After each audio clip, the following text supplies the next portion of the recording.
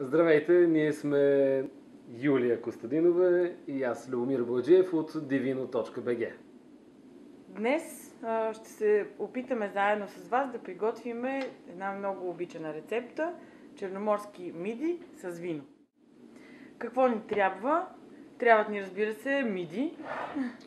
Най-обикновени черноморски миди стават. Трябва ни Достатъчно още... количество чесън, магданос, черен пипер. Ние тук сме подготвили смесен пипер, меланж и малко дафинов лист. Не бива да прекаляваме с дафинов лист, тъй като той придава един много специфичен вкус на ястието. И разбира се, хубаво вино за готвенето. Бяло вино. Трябва ни бяло вино, към което ще сложим и малко масло. И добре, започваме с почистването.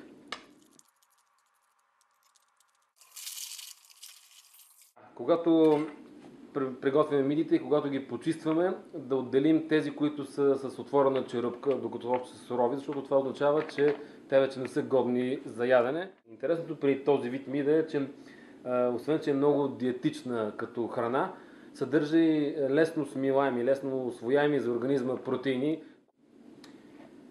Поставяме мидите в подходяща тенджера, хубаво тя да е по-дълбока, за да има достатъчно място за мидите. На това количество миди ще сложим около една чаша вино. Аха, да. Добре. Така че е достатъчно, но все пак хубаво е да има обем, защото после, когато вече почнат да се отварят самите миди, с капак върху тенджерата ще разтръскаме... Чесъна сега ли го слагаме? Да, слагаме чесъна. Много важно нещо е чесъна. Масълце. Не мисля, че трябва да го щадим при приготвянето на този вид миди. Всичко. Защото... Кажи ми колко пипер.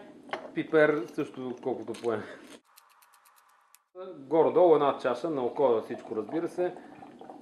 Така. Екстра. Поливаме. Сега пристъпваме към готвенето. Мидите се вариха около 10 минути. Толкова е времето, независимо от количеството. Така. Мидите са вече готови. И мисля, че ухаят фантастично. Основният принцип при готвенето с вино е да пием това, с което сме сготвили. Тези миди бяха сготвени с един много интересен бленд шардоне с тимят и мускат. Доста ароматен бленд. Идва от района на славянци, село Сунгурларе. Точно може би муската... Отлично място за хубави български бели вина. И понеже димят не е много разпространен сорт, за съжаление е един от българските, от местните български сортове, но много рядко ще го срещнете самостоятелно, обикновено влиза в блендове. Тук е комбиниран с муската, подчертано ароматен сорт, и шардонето, което придава плътност и сочност.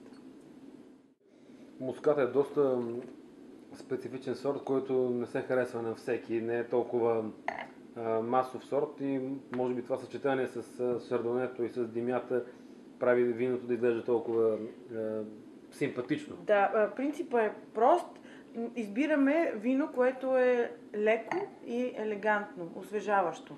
Това е все пак лятна рецепта, подходяща е за горещите ледни следобеди и една чаша охладено, даже ледено охладено свежо бяло винце се връзва много добре.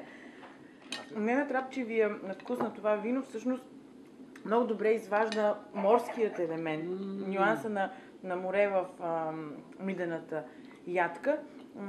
И това го прави добър партньор, защото нито едното не доминира над другото, а всъщност се изпъкват качествата, изпъква качеството на морската храна. Виното някакси избутва на преден план морската част, без да е натрапчиво. Да. И съчетанието е много добро според мен. Но сигурно има значение това, че сме сготвили с това вино. Сега ще опитаме с друго вино, което има друг ароматен профил, но е спазено същия принцип. То е просто леко и освежаващо, без никакъв да, без никакви осложнения. Ще си взема една мидичка, докато чакам. Така, пристъпваме към второто вино. Той е от един вече доста разпознаваем бранд на българския пазар, Quantum Sauvignon Blanc. Да, доста по-различен нос има. Леко пиперливо и също време на някаква свежа трева. Совиньона е много обичан напоследък от винените ценители. Така, любовта към него започна от както първия новозеландски Sauvignon Blanc се появи на българския пазар и тъй като това се превърна по някакъв начин като запазена марка за добро и свежо бяло вино, българските винари съвсем естествено започнаха да правят успешни, даже понякога и много успешни опити с този френски, иначе по происход сорт. Quantum Sauvignon Blanc предлага много типичните за сорта аромати на окосена трева и на чорбаджийска зелена чушка, без да са много агресивни. То е така наречените тип зелени совиньони, които се доближават до новозеландско-южноафриканския стил, не е толкова в сансер стилистиката, т.е. европейските совиньони, които са така наречените жълти совиньони, те имат повече плодовост, повече аромати на нежни полски цветя, на окосена трева и на жълти плодове. Аз мисля, че въпреки, че не готвихме с това вино, то се съчетава също много добре с мидите, защото внася повече свежест. То ми стои някакси по-свежо от То категорично е.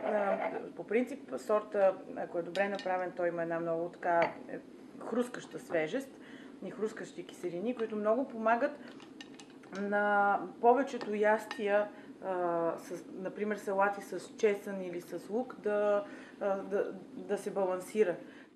Тук не изпъква така морето, но става въпрос за едни-двама равностойни партньори, които си подават ръка и, както казват англичаните, са се оженили много успешно. На здраве! На здраве! Това бяхме ние, Юлия Костадинова и Любо Бояджия от сайта divino.bg. Останете с нас и за още интересни идеи.